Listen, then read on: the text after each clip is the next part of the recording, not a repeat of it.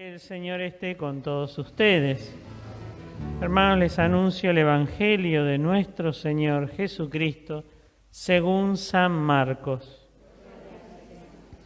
Jesús salió con sus discípulos hacia los pueblos de Cesarea y en el camino les preguntó: ¿quién dice la gente que soy yo?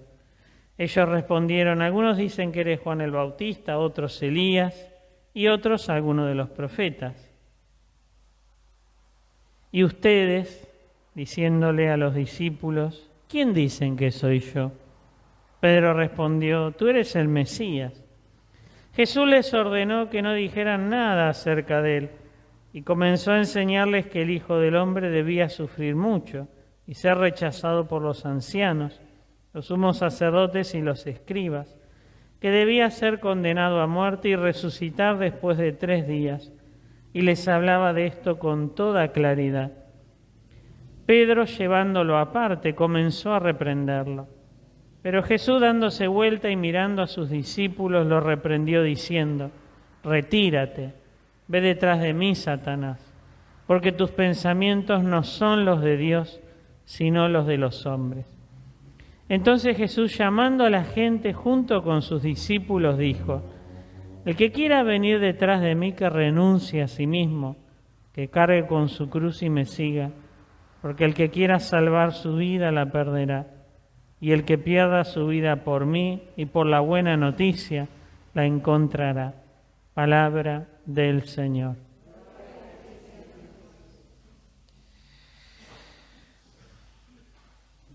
Ayer meditábamos acerca de la confianza a la que invitaba a Jesús,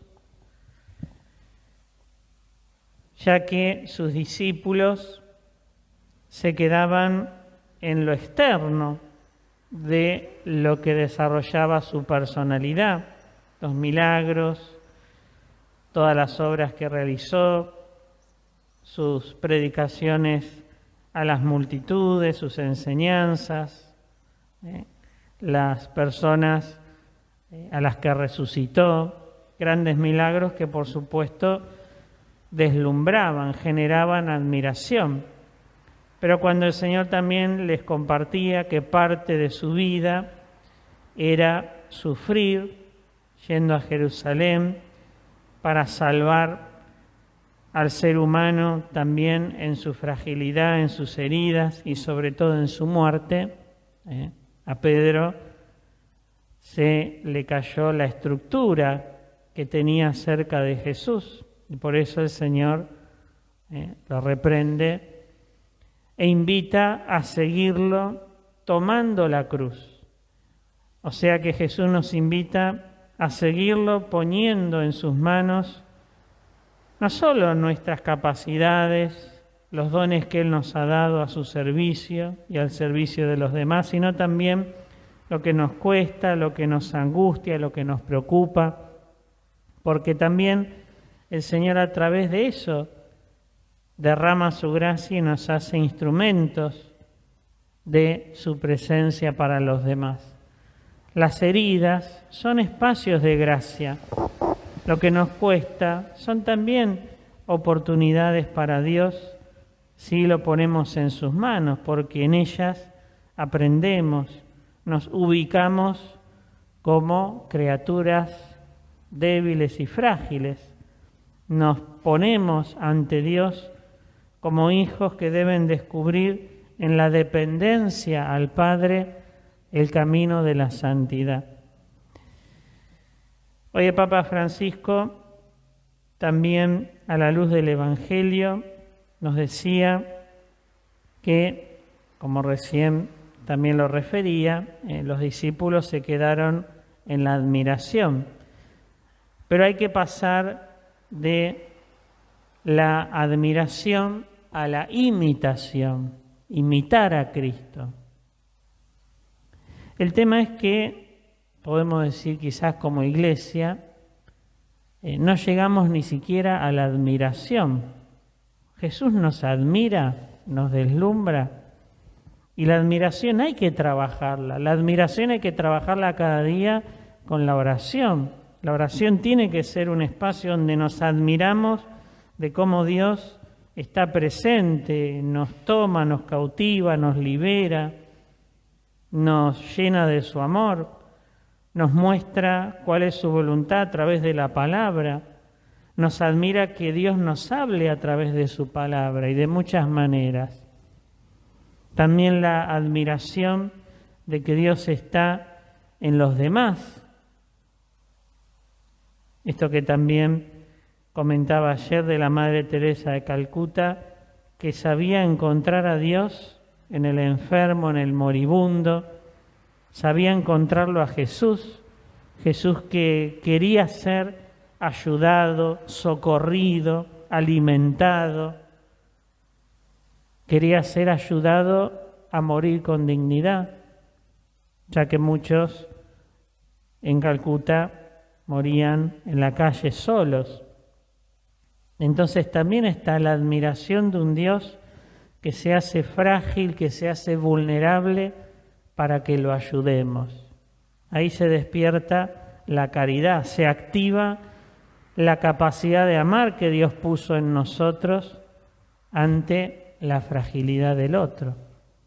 Debe encenderse ese amor ante nuestra fragilidad, aprender a amarnos, aprender a cuidarnos desde el amor que nos invita a salir de nuestros encierros y a crecer con madurez.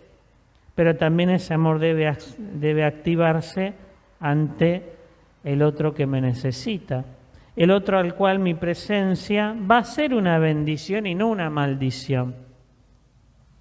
Debo dirigirme al otro como una bendición, no como un estorbo, como un palo en la rueda. Y muchas veces esta sociedad expresa que vivimos más para ser palos en la rueda que bendición y ayuda para los demás. Pero en estas dos cosas que refería el Papa debe haber una anterior. De la admiración hay que pasar a la imitación de Cristo, ser como Cristo. Pero primero hay que admirarnos de Él.